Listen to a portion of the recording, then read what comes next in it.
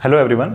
आज हम एक स्टूडेंट की प्रॉब्लम सॉल्व करेंगे जिसमें क्वांटम फिजिक्स में पूछा गया है कि परटुर्बेशन जब हम एटम्स पर अप्लाई करते हैं और एक्सटर्नल मैग्नेटिक फील्ड में अगर उन्हें प्लेस किया हुआ है तो आप एनर्जी करेक्शन किस प्रकार से फाइंड आउट करेंगे।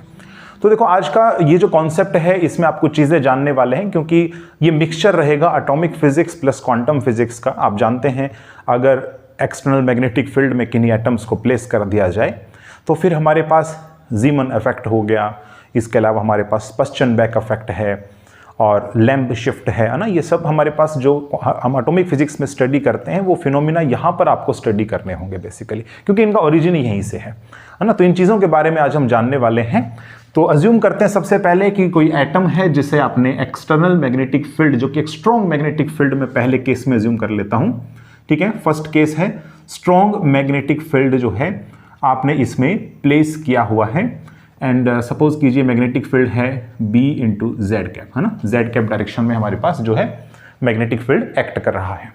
एटम को प्लेस करने पर जो हमारे पास इंटरेक्शन हैमिल्टोनियन होगा, जिसे हम परटुर्ब्ड हैमिल्टोनियन भी कहेंगे इस पर्टिकुलर प्रॉब्लम के अंदर, तो इसका वैल्यू रहेगा माइनस का mu vector dot b vector, ठीक है।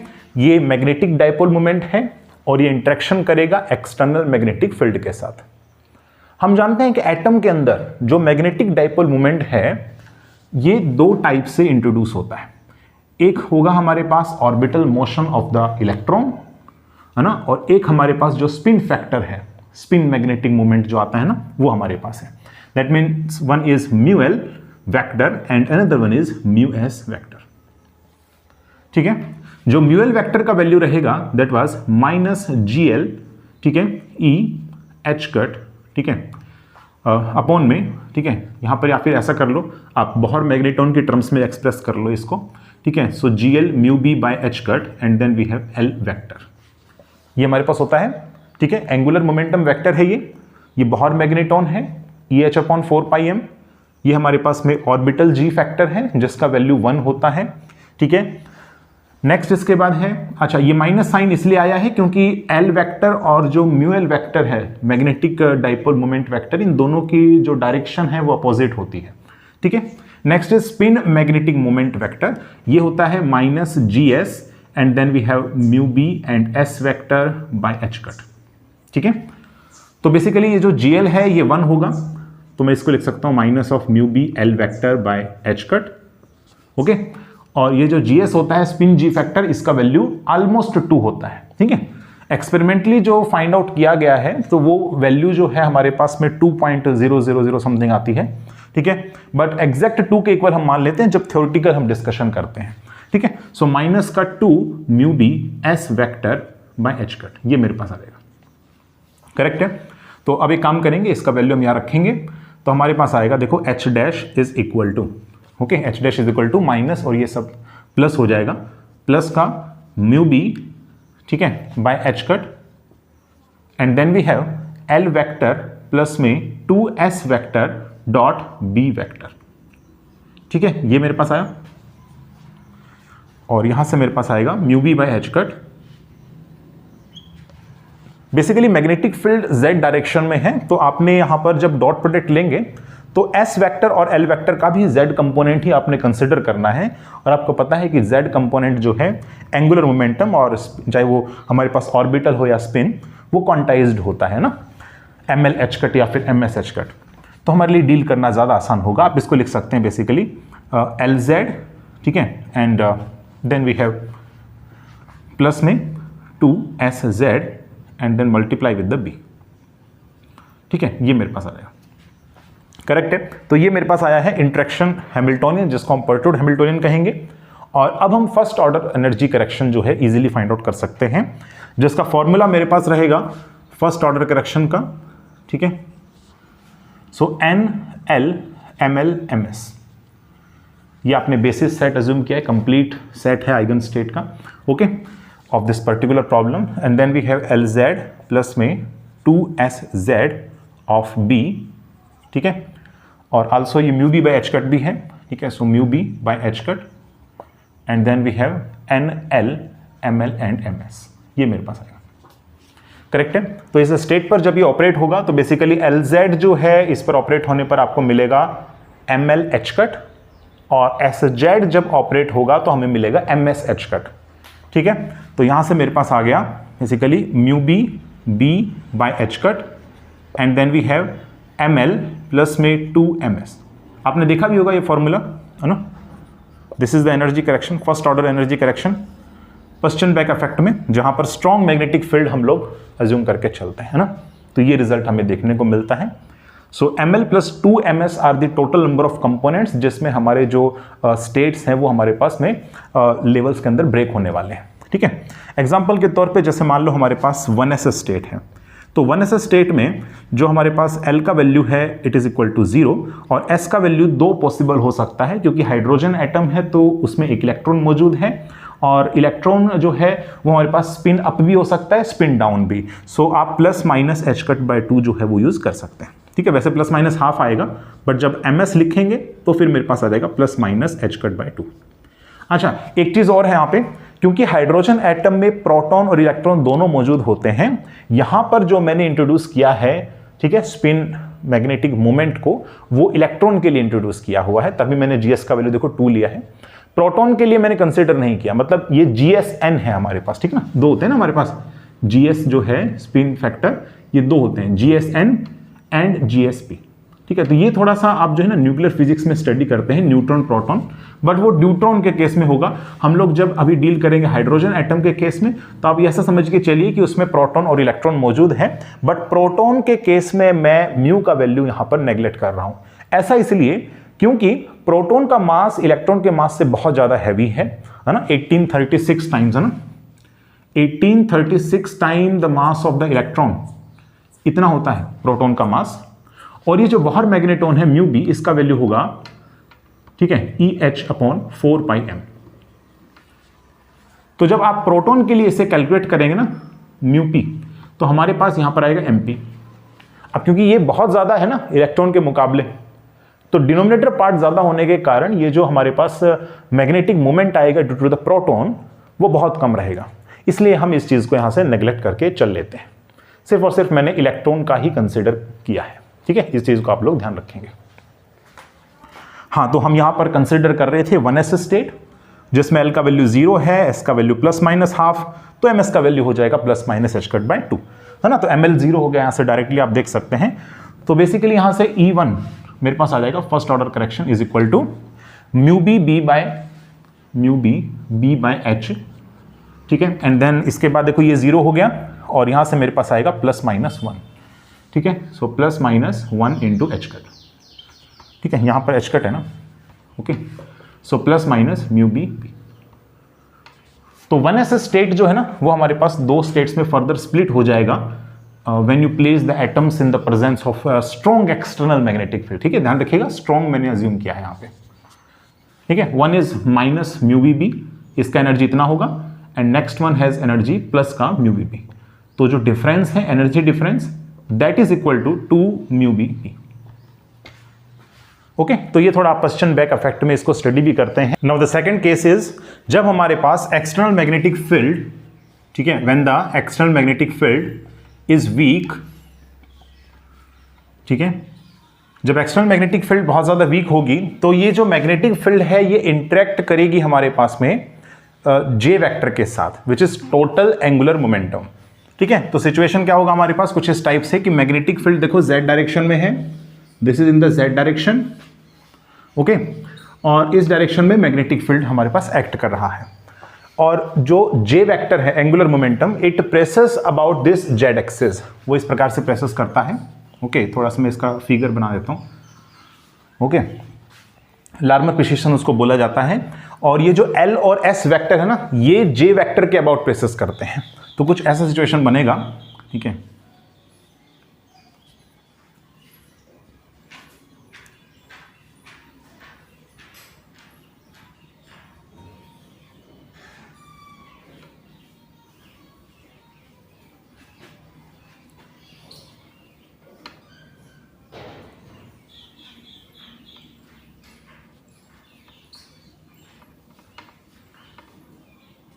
ठीक है, so this is the S vector, this is L vector and this is J vector. ठीक है ना, ये कुछ इस टाइप से होगा फिगर।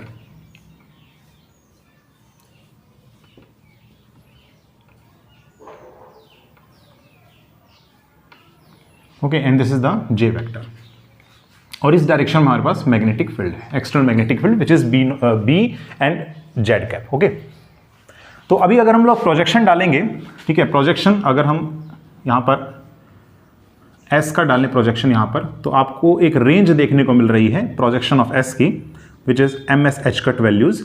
ठीक है, यहाँ पर अगर हम देखें एल वेक्टर जो है इसका प्रोजेक्शन अगर हम डालेंगे जेड डायरेक्शन में, तो हमारे पास यहाँ पर भी रेंज देखने को मिल रही है which is M L H cut.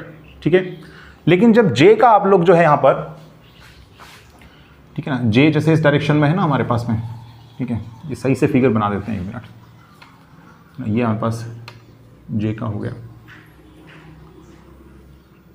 हाँ, अगर इसका प्रोजेक्शन आप डालेंगे यहाँ पे, ठीक है, तो ये मुझे एक पर्टिकुलर वैल्यू दे रहा है एम जे एच कट। तो बेसिकली क्योंकि इसकी रेंज है ना हमारे पास, मतलब ये वैल्यूज जो है एम एल और एम एस क्योंकि वेरी कर रही हैं, तो जो हम पहले लेकर के चल रहे थे ना एन एल एम एल और एम एस, ठीक है, ये मेरे पास जो बेसिस सेट था वो बेसिस सेट आप यहां नहीं ले सकते क्योंकि इस केस में ये रेंज जो है ना वेरी करने लग रही है बेसिकली। ठीक है, क्योंकि एल और एस जो है वो जे के अबाउट प्रेसेस कर रहे हैं, ठीक है ना, they precess about the J vector. Okay, और ये जो जे है ये हमारे पास जेड एक्सिस के अबाउट प्रेसेस कर रहा है और इसी डायरेक्शन में हमारे पास मैग्नेटिक फील्ड भी एक्ट कर रही है। तो आपको यहां पर क्या करना पड़ेगा, इस केस में जो बेसिस सेट आप अज्यूम करेंगे that basis set will be N L and then we have J M J, ये आपको यहां पर कंसिडर करना पड़ेगा। This is the basis set under the consideration when the magnetic field is very weak, because in this case, ठीक है, यहां पर क्या होगा कि मैग्नेटिक फील्ड जेड डायरेक्शन में और जे जो है वो प्रेसेस करेगा यानी इंटैक्ट करेगा with the magnetic field. Okay, तो जो हमारे पास में आया था एच डैश का वैल्यू, ठीक है, that value will be mu B by H cut. ठीक है, और यहां पर हमारे पास था एल वेक्टर प्लस में 2s vector and then we have dot product with the magnetic field, और इसे हम लोग लिख रहे थे mu B by H cut and then we have L Z, ठीक है, एल जेड प्लस में 2s Z and then we have B. ठीक है, ये हमारे पास था एच डैश। अब बेसिकली आपको क्या करना है, ये जो LZ और SZ का वैल्यू है ना, ये आपको J की टर्म्स में फाइंड आउट करना पड़ेगा। ठीक है, J vector, L vector, S vector, इनके फॉर्मेट में आपको यहां पर जो है एक्सप्रेस करने की आवश्यकता है। सो अभी अगर आप LZ मेजर करना चाहते हैं तो कैसे मेजर करेंगे, देखो इसका एक तरीका ये है कि ये जो J वेक्टर है ना, इस पर पहले प्रोजेक्शन देख लीजिए कि L वेक्टर का जो प्रोजेक्शन है वो क्या बन रहा है, और फिर उसका आप जो है Z कंपोनेंट देख लो और उसकी डायरेक्शन मैग्नेटिक फील्ड के साथ हमारे पास मैच करेगी। ठीक है, तो क्योंकि ये वाली सिचुएशन है ना, तो पहले आपको ये देखना पड़ेगा कि L वेक्टर का जो प्रोजेक्शन डलेगा, ठीक है, J वेक्टर पर, तो उसका वैल्यू कितना है। देखो यहां पर हम डायरेक्टली कह सकते हैं projection of L vector on to J, ठीक है, J वेक्टर इज कितना हो जाएगा, डायरेक्टली आप कह सकते हैं। देखो अगर ये एंगल में थीटा अज्यूम कर लेता हूं, if this angle is theta, तो देखो ये मेरे पास L वेक्टर है, ये मेरे पास में J वेक्टर है, तो यहां पर मेरे पास आ जाएगा basically this is L cos theta. यहां पर क्या बनेगा, L कोस थीटा। थोड़ा सा आप इस प्रकार से जज कर सकते हैं कि अगर मान लो ये हमारे पास में J वेक्टर है, ये मेरे पास L वेक्टर है ना, तो इसका जो प्रोजेक्शन होगा बेसिकली अगर ये एंगल थीटा हो गया तो कितना हो जाएगा, L कोस थीटा के इक्वल। करेक्ट है, L कोस थीटा होगा यहां पे। ठीक है, अच्छा अभी यहां पर क्या करेंगे हम लोग कि जैसे L vector dot J vector को ऐसे लिख सकते हैं, L J कोस थीटा, इस प्रकार से लिख सकते हैं ना। ठीक है, तो L कोस थीटा का वैल्यू कितना आ गया, L कोस थीटा का वैल्यू यहां से आ जाएगा L vector dot J vector divided by यहां से मेरे पास हो जाएगा J। ठीक है, या फिर आप ऐसा कह लो J वेक्टर का मैग्नीट्यूड, आप ऐसा भी कह सकते हैं, J वेक्टर का हमारे पास क्या हो जाएगा, magnitude. This is the projection of L vector on the J vector. Okay, तो ये हमारे पास वैल्यू आ रहा है L cos theta equals to this. अच्छा, फिर हम देखेंगे नेक्स्ट हमारे पास कि ये जो हमारे पास आया है ना L cos थीटा, इसका प्रोजेक्शन Z एक्सिस के लोग कितना है। ठीक है ना, इसका भी प्रोजेक्शन डलेगा ना यहाँ पे Z डायरेक्शन में, तभी तो इसका जो हमारे पास ये वाला जो वेक्टर आएगा उसका डॉट प्रोडक्ट मैग्नेटिक फील्ड के साथ 1 हो पाएगा ना, तभी तो सर्वाइव कर पाएगा ये। तो अब नेक्स्ट जो है ना आप LZ मेजर करने जा रहे हैं, तो उसके लिए पहले तो आप ये देख लो कि प्रोजेक्शन कितना है ना। सो प्रोजेक्शन, ठीक है, सो हम ऐसा लिख देते हैं projection vector. Okay, so next thing is projection vector. ठीक है, projection vector on to J vector. ठीक है, तो मेरे पास कितना हो जाएगा ये, ठीक है, projection vector of L on J vector, या फिर J एक्सिस भी कह सकते हैं। ठीक है ना, J एक्सिस कह सकते हैं आप। कितना होगा ये वैल्यू? ये हमारे पास वैल्यू हो जाएगा बेसिकली L cos थीटा, और J एक्सिस के अलोंग आपने प्रोजेक्शन वेक्टर डालना है L वेक्टर का, तो मेरे पास हो जाएगा L cos theta into J cap, ठीक है। और इसको आप लिख सकते हैं basically L cos theta and J vector upon में J का मैग्नीट्यूड, ये हो जाएगा मेरे पास। देखो यहां से ना G फैक्टर का जो है ना, जो भी डेरिवेशन है G फैक्टर यहां से निकलेगा और एनर्जी करेक्शन कोरेस्पॉन्डिंग निकलेगा। आप इसमें डायरेक्टली फाइंड आउट नहीं कर सकते, बिकॉज L और S जो है वो प्रेसेस हो रहे हैं अबाउट दिस J, और फिर J प्रेसेस हो रहा है about the external magnetic field along the Z direction. Okay, तो पहले आपको L का प्रोजेक्शन डाल के देखना पड़ेगा कि इस डायरेक्शन में कौन सा वाला वेक्टर है, ठीक है ना। L वेक्टर जो है वो तो इस डायरेक्शन में एक्ट कर रहा है, लेकिन इसका एक कंपोनेंट इस डायरेक्शन में भी तो होगा ना, अलोंग द J, ठीक है, J एक्सिस। तो इसका फिर आप फर्दर Z कंपोनेंट देखेंगे तो ये मेरे पास इस डायरेक्शन में आएगा, तो हम कैलकुलेशन कर रहे हैं। अभी प्रोजेक्शन इसके ऊपर डाला तो ये वैल्यू मेरे पास आ गया L cos थीटा, लेकिन जो वेक्टर है इस डायरेक्शन में वो कितना होगा, L cos theta into J cap, है ना, J कैप, ये मेरे पास हो जाएगा प्रोजेक्शन वेक्टर। ओके, तो ये वैल्यू मेरे पास आ रहा है। L cos थीटा का जो वैल्यू था वो ये है, तो इसका वैल्यू हम लोग पुट कर देते हैं बेसिकली यहाँ पे, तो मेरे पास आ जाएगा L vector dot J vector, ठीक है, ये मेरे पास आ गया। And then we have J vector divided by, यहां से मेरे पास आ गया J मॉडुलस स्क्वायर, बताओ, है ना, J मॉडुलस स्क्वायर हो गया। और अब बेसिकली आप चाहते हैं कि ये जो प्रोजेक्शन वेक्टर आ रहा है ना ऑन द J एक्सिस, आप इसका भी Z कंपोनेंट देखो, आप इसका भी क्या देखो, Z कंपोनेंट, ठीक है। तो एक काम करते हैं, ये जो प्रोजेक्शन वेक्टर आ रहा है ना L वेक्टर का on to the J axis, इसको हम ऐसे डिनोट कर देते हैं L प्रोजेक्शन। तो एक काम करते हैं P से डिनोट कर दें, ये तो आपके ऊपर है, LPR से डिनोट कर देते हैं, विच डिनोट्स द प्रोजेक्शन, ठीक है, प्रोजेक्शन वेक्टर। ओके, तो ये मेरे पास आ रहा है, करेक्ट है। और अब इसका भी Z कंपोनेंट आपने देखना है, तो इसका Z कंपोनेंट कितना हो जाएगा, नाउ इट्स Z कंपोनेंट, ठीक है, इट्स Z कंपोनेंट हमारे पास हो जाएगा, ठीक है, Z कंपोनेंट इज, यहां से मेरे पास आएगा देखो L vector dot J vector divided by J square and then we have JZ, बताओ, करेक्ट है, ये मेरे पास आना चाहिए। इन द सिमिलर वे, क्या आप कैलकुलेशन जो है वो S प्रोजेक्शन के लिए भी कर सकते हैं क्या, ठीक है। S का जो प्रोजेक्शन डलेगा पहले J के ऊपर, फिर इसका वेक्टर देखेंगे, फिर उसका कंपोनेंट आप Z के एक्सिस के अलोंग यहां पर ब्रेक करने वाले हैं, ठीक है ना। तो यहां पर Z एक्सिस के अलोंग ब्रेक अगर आप करेंगे तो मेरे पास बस क्या चीज चेंज होगा, S वेक्टर आएगा बस यहां पे, ठीक है, क्योंकि प्रोसेस तो सिमिलर है ना। तो S vector dot J vector divided by J square into JZ, ये मेरे पास आएगा। ओके, ये मेरे पास आ जाएगा, ठीक है। तो इन द सिमिलर वे अब हम लोग जो है ना H डैश को रिप्रेजेंट कर देते हैं, जो मेरे पास था mu B by H cut, और अब जो है यहां पर आप B लिख सकते हैं, और जो LZ था उसकी वैल्यू आप ये लिख सकते हैं, अब कोई दिक्कत नहीं है। अब आप LZ का ये वैल्यू लिख सकते हैं, बट डायरेक्टली फिर आप LZ लिख रहे थे ना वहां पे, वो गलत था, वीक मैग्नेटिक फील्ड में अब आप ऐसे नहीं लिख सकते यहां पे, क्योंकि L वेक्टर J के अबाउट प्रेसेस कर रहा है और J इसके अबाउट प्रेसेस कर रहा है, इस वजह से, ठीक है। तो यहां पर मेरे पास क्या आएगा, यहां आ जाएगा देखो एक चीज और है, JZ बाय J स्क्वायर आप बाहर ले सकते हो, तो JZ बाय J स्क्वायर में बाहर ले लिया, okay. And then we have L vector dot J vector plus में फिर क्या था 2S वेक्टर है ना, तो ये मेरे पास आएगा 2 and then we have S vector dot J vector, उसका Z कंपोनेंट था ना 2SZ, LZ plus 2SZ, LZ ये है मेरे पास प्रोजेक्शन ये, ठीक है, और SZ मेरे पास ये, तो ये मेरे पास बेसिकली आ जाएगा, ओके, ठीक है। अब इसका जो हमारे पास में बेसिस सेट है वो ये है, ना कि ये, ठीक है, क्योंकि इसका तो डायरेक्टली जो है आप प्रोजेक्शन डाल के देख रहे थे तो वैल्यूज वेरी कर रही थी, वैल्यूज हमारे पास क्या कर रही थी, वेरी कर रही थी, तो ये इसका बेसिस सेट नहीं हो सकता है, ये बेसिस सेट होगा क्योंकि JMJ यहां फिक्स है, ठीक है। तो this is the basis set. अब आप जो है फर्स्ट ऑर्डर करेक्शन निकाल सकते हैं बिल्कुल इजीली। अभी देखो नेक्स्ट जो है ना इसकी वैल्यूज फाइंड आउट करेंगे इन दोनों की, L vector dot J vector, S vector dot J vector, ठीक है।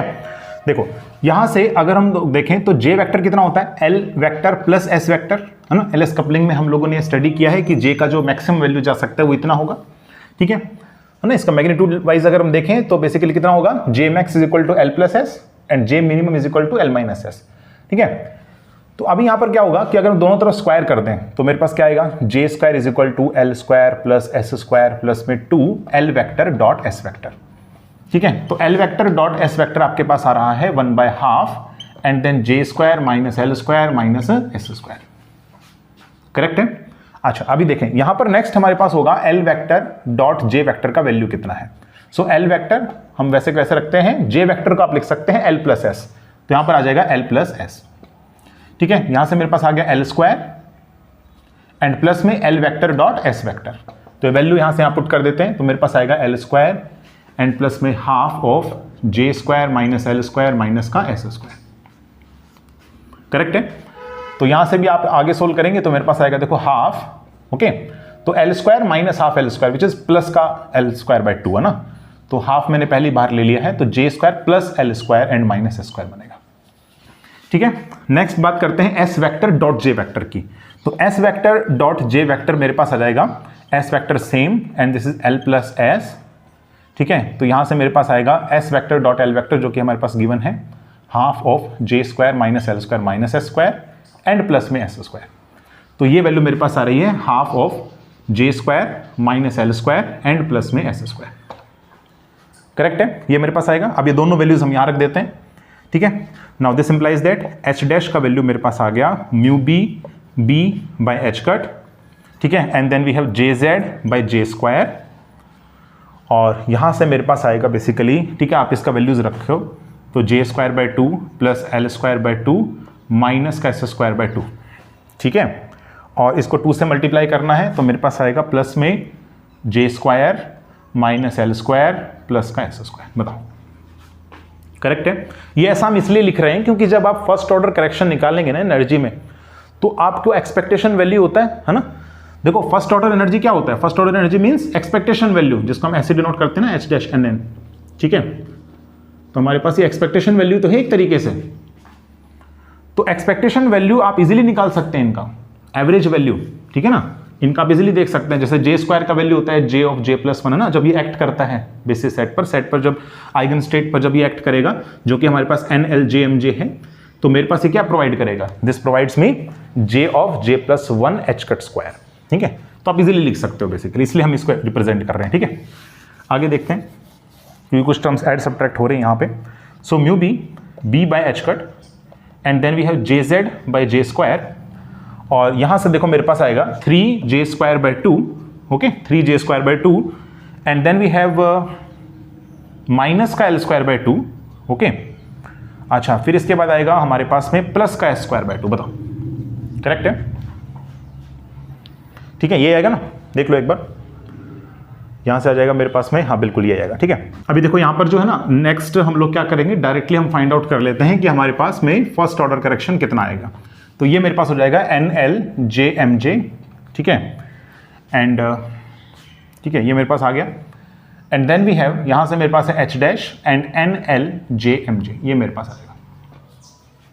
ठीक है, तो यहां से मेरे पास बेसिकली आएगा mu B B by H cut, J Z को आप लिख सकते हैं M J h cut divided by J square हो जाएगा J of J plus 1 h cut square.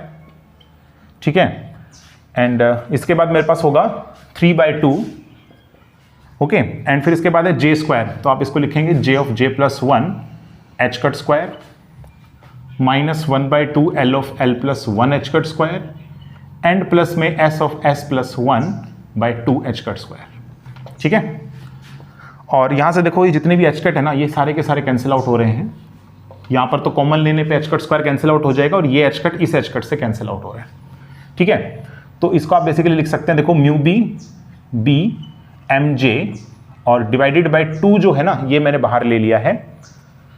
ठीक है, या फिर एक काम करो, बाहर लेने की बजाय आप एक काम ये कर सकते हो कि इसको आप सेपरेटली लिखो ना। ठीक है, यहाँ पर तो 2 है ना, और J of J plus 1, denominator part तो ये मेरे पास है, ओके।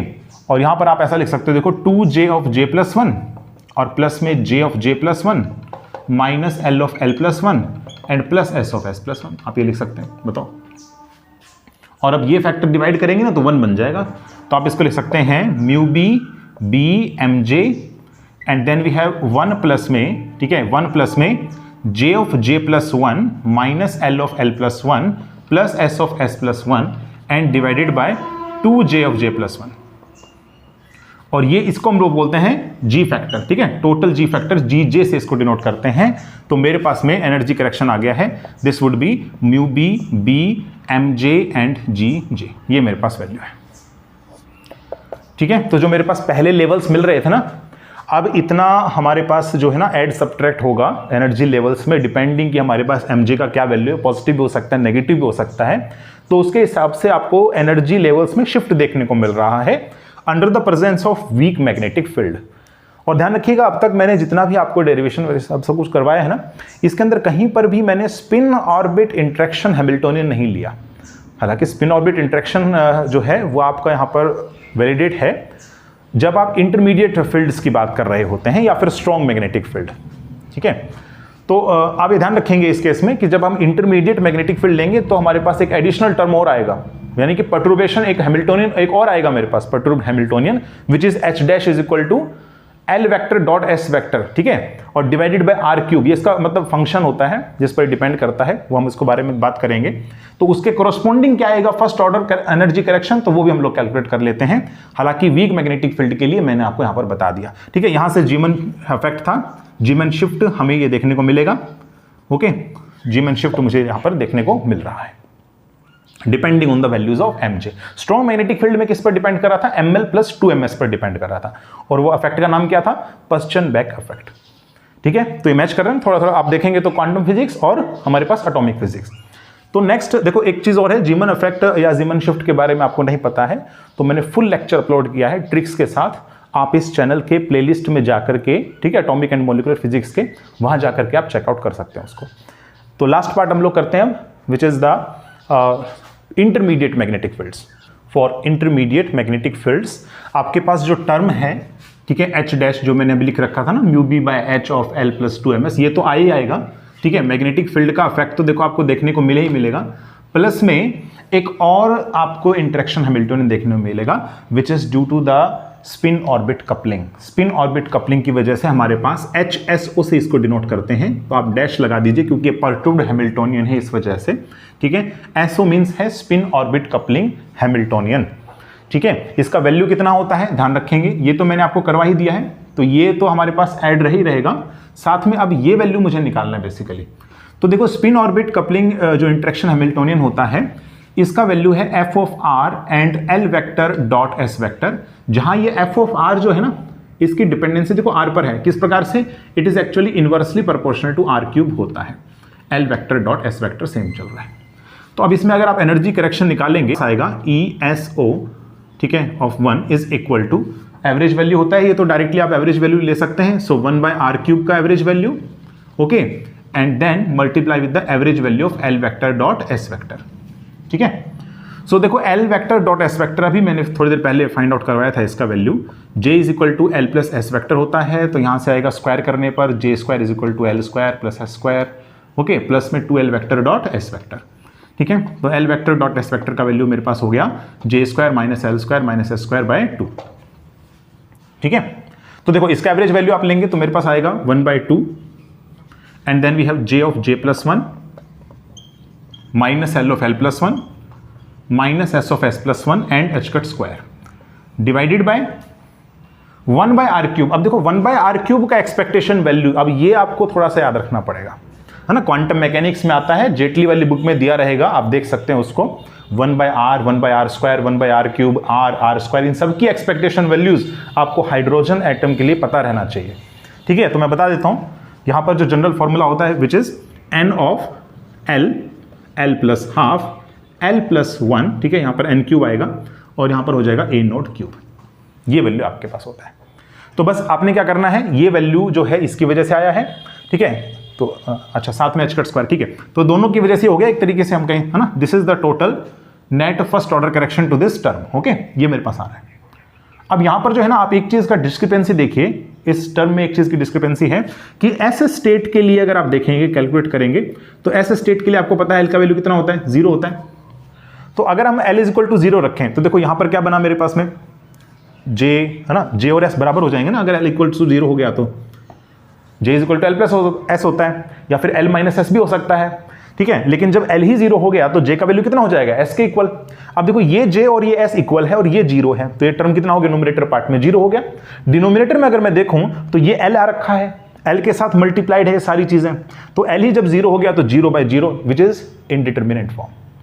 ठीक है, तो आप कह सकते हैं यहां से कि ESO1 इज 0, ठीक है, is 0 for S state as long as हमारे पास क्या हो जाएगा, 1 by r cube is finite, but यहां पर फॉर्म कैसे बन रही है, but here form is 0/0। Okay, तो अब देखो इन डिस्क्रिपेंसीज को कैसे रिमूव किया जा सकता है। तो बेसिकली ये जो चीजें आप लोग देख रहे हैं ना, ये सब चीजें जो है एक नॉन रिलेटिविस्टिक करेक्शन आप मान सकते हैं। लेकिन जब रिलेटिविस्टिक करेक्शन की तरफ बढ़ा जाएगा ना, तो यहां पर एक नया हैमिल्टोनियन जो है वो इंट्रोड्यूस कर दिया जाता है एस स्टेट के लिए। तो मैं आपको थोड़ा सा आइडिया बताता हूं बेसिकली क्या हो रहा है यहां पे, क्यों रिलेटिविस्टिक इफेक्ट्स यहां पर अराइज होते हैं। देखो क्या होता है ना कि जो एस स्टेट है, ठीक है, जो एस स्टेट है, तो एस स्टेट सबसे लोएस्ट होगा ना, अगर मैं 1s स्टेट की बात करूं, ठीक है, तो वो ग्राउंड स्टेट है एक तरीके से, हाइड्रोजन एटम का वो ग्राउंड स्टेट है। और ग्राउंड स्टेट की कुछ एनर्जी भी होती है, माइनस का 13.6 इलेक्ट्रॉन वोल्ट। अब ऐसा मत समझिए एनर्जी नहीं, ये एनर्जी है एक्चुअल में, ठीक है। तो जो ग्राउंड स्टेट होती है उसको बेसिकली हम लोग जब स्टडी करते हैं ना फील्ड थ्योरी के अंदर, तो उसको बोलते हैं वैक्यूम स्टेट, है ना। क्वांटम इलेक्ट्रोडायनेमिक्स में भी हम लोग वैक्यूम स्टेट बोलते हैं, उसको ऐसे रिप्रेजेंट करते हैं 0 कैट से। ओके, तो वैक्यूम स्टेट में एक्चुअल में कुछ एनर्जी प्रेजेंट होती है, तो इसलिए वैक्यूम फ्लक्चुएशन होंगे। वैक्यूम फ्लक्चुएशन मींस कि एनर्जी का हमारे पास फ्लो होना, उसी को बोलते हैं वैक्यूम फ्लक्चुएशन।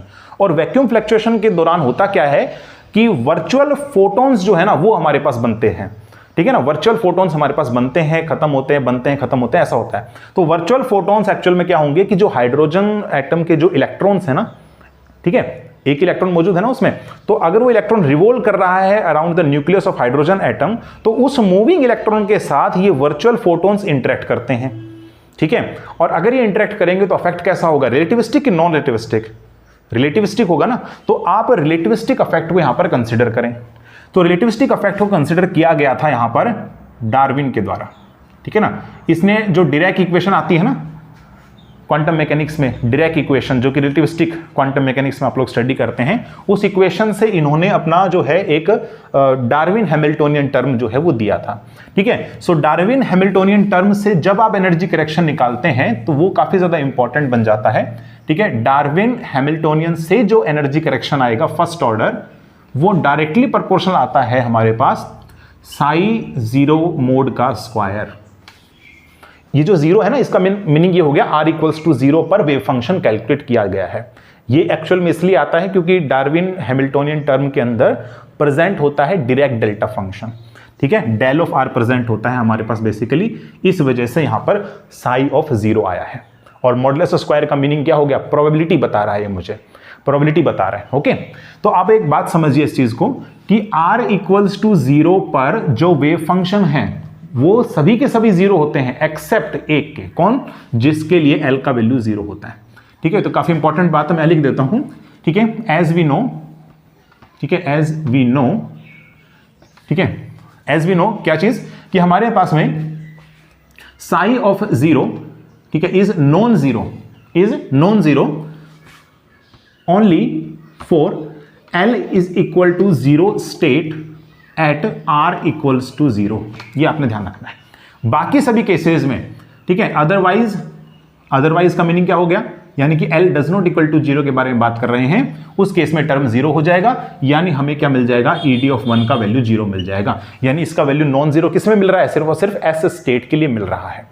तो अगर हम नॉन रिलेटिविस्टिक देखें तब तो मुझे क्या मिल रहा है, एस स्टेट के लिए एनर्जी करेक्शन 0, लेकिन जब रिलेटिविस्टिक इफेक्ट देख रहा हूं तो मुझे वैल्यू क्या मिल रही है, नॉन जीरो। और रिलेटिविस्टिक इफेक्ट तो होगा क्योंकि वर्चुअल फोटॉन्स बनेंगे, इंटरेक्शन करेंगे, ठीक है। तो ये आता है हमारे पास क्वांटम इलेक्ट्रोडायनेमिक्स का कॉन्सेप्ट, उसमें फेमन डायग्राम्स वगैरह भी आप बना सकते हैं, इन वर्चुअल फोटॉन्स का इंटरेक्शन आप इलेक्ट्रॉन्स के साथ में शो कर सकते हैं, ठीक है ना। तो ये थोड़ा सा इंपॉर्टेंट था। और l does not equal to 0 के लिए आपके जो p स्टेट्स हैं ना, जो d स्टेट्स हैं, इनके अंदर आपको डार्विन टर्म जो है देखने को नहीं मिलेगी, है ना। डार्विन की वजह से हमारे पास जो भी एनर्जी करेक्शंस आ रहे हैं वो सभी के सभी कितने हो जाएंगे, 0 के इक्वल हो जाएंगे। और बस आपने याद रखना है कि ये जो रिलेटिविस्टिक इफेक्ट्स के कारण जो भी एनर्जी शिफ्ट होगी हमारे पास में, उस शिफ्ट को बोला जाता है लैम्ब शिफ्ट। क्या बोला जाता है इसको, लैम्ब शिफ्ट कहा जाता है। तो लैम्ब शिफ्ट क्या होता है, एक ऐसा शिफ्ट जो एस स्टेट में देखने को मिलता है due to the interaction of the S state electrons with the virtual photons, ठीक है, in the ground state. Okay, आप ऐसा कह सकते हैं। लेकिन ऐसा मत समझिए कि जो हायर स्टेट हैं, जैसे पी स्टेट है, डी स्टेट है, तो उसमें लैम्ब शिफ्ट देखने को नहीं मिलेगा। देखो अफेक्ट कम जरूर हो सकता है, लेकिन वो भी अफेक्ट जरूर हो रहे होंगे। हाँ, अफेक्ट कम है उनके ऊपर, क्योंकि एस स्टेट यानी ग्राउंड स्टेट में जो है वर्चुअल फोटोन ज्यादा बन रहे हैं हमारे पास में। लेकिन ऐसा नहीं है कि पी स्टेट, डी स्टेट में जो है अफेक्ट नहीं होगा, वहां पर भी होगा, लैम्ब शिफ्ट वहां पर भी देखने को मिलेगा। ठीक है, क्योंकि देखो जो सेकंड ऑर्डर हमारे पास जो आती है ना क्वांटम इलेक्ट्रोडायनेमिक्स, उसमें बताया जाता है हमारे पास, वो रिवील करता है इस चीज को कि जो हमारे पास हायर स्टेट्स हैं उनमें भी लैम्ब शिफ्ट देखने को मिलता है। और इन्हीं लैम्ब शिफ्ट की वजह से पता क्या होता है, जैसे हम लोग जानते हैं ना बोहर थ्योरी से कि 1s स्टेट, फिर उसके बाद 2s स्टेट आता है, और फिर उसके जो है नजदीक लाई करता है 2p स्टेट। लेकिन इससे होता तो अबाव है ना 2p स्टेट। लेकिन जब आप यहां पर रिलेटिविस्टिक इफेक्ट को कंसिडर करते हैं ना, और लैम्ब शिफ्ट हमारे पास जब आप कंसिडर करेंगे, तो ये जो 2p स्टेट है ना, इसमें जो p हाफ आएगा, वो p हाफ स्टेट इस 2s के क्या हो जाएगा, हमारे पास बिलो लाई कर जाएगा। मतलब ये 2s इस p हाफ को भी क्रॉस कर जाएगा। मैं इसका डायग्राम बनाता हूं, चलो एक बार, आपको थोड़ा और क्लियरिटी होगी। इस प्रकार से बना सकते हैं कि हमारे पास यहाँ पर 1s स्टेट है, ठीक है, यहाँ पर मैं बना देता हूँ 1s स्टेट है, ठीक है, तो ये थोड़ा सा आपको ऊपर दिखेगा यहाँ पर, ठीक है ना, तो ये इसको लैम्ब शिफ्ट बोलेंगे हम लोग। Okay, this is the 1s state. आप इसको s हाफ से भी डिनोट कर सकते हैं। फिर नेक्स्ट स्टेट कौन सा होगा, नेक्स्ट स्टेट इज 2s, और इसके बाद हमारे पास कौन सा आएगा 2p, ठीक है, तो ये s हाफ जो है वो थोड़ा सा ऊपर दिखेगा आप इस प्रकार से, ठीक है, दिस इज 2s हाफ। और क्योंकि इसके नज़दीक जो है ना आपके पास में L2p होगा ना, 2p, तो 2p और 2s क्योंकि बहुत नज़दीक होते हैं हमारे पास में, तो इस वजह से यहां पर आपको लैम्ब शिफ्ट p वाली स्टेट में भी देखने को मिलेगा। अफेक्ट तो वहां पर भी आने वाला है, ठीक है। तो यहां पर जैसे हमारे पास है 2p स्टेट, ठीक है, तो यहां पर नजर आएगा कुछ इस टाइप से,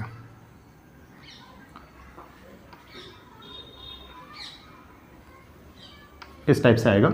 यहां पर मेरे पास होगा 2p half and this is 2p 3/2, ठीक है। तो ये जो मैंने बनाया है ना, this is from the Bohr theory, जब आपने नॉन रिलेटिविस्टिक इफेक्ट को कंसिडर किया है, और ये मेरे पास में जब रिलेटिविस्टिक इफेक्ट को कंसिडर किया है तब का फिगर है, जो कि हम लोग डिरैक थ्योरी से स्टडी करते हैं रिलेटिविस्टिक क्वांटम मैकेनिक्स में।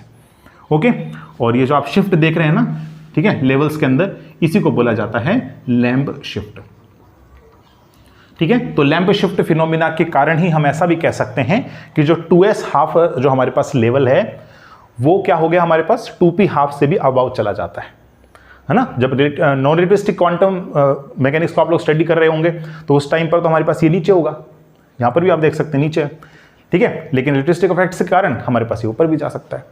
तो इस सिचुएशन में आपको इस टाइप से देखने को मिलेगा, ठीक है। ये फिगर आप लोग जो है बना सकते हैं।